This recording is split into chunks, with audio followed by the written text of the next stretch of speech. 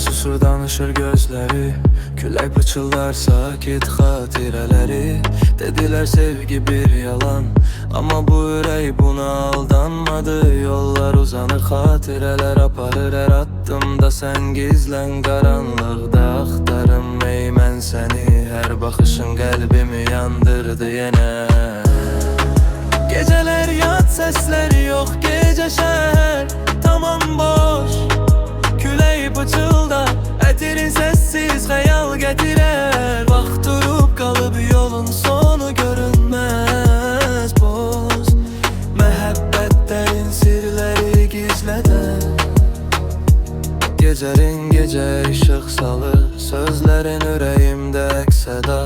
Hər xatirə bir sevgi tikanı, amma mənə yenə baxıram sənə. Demə sevgi yalandı, inanma sözlərə. Bu qəlb səni hələ də gözləyir. Hər gecə səni xatırlamaqda nələr. Sevgim yalnız gecəyə qarışır yenə.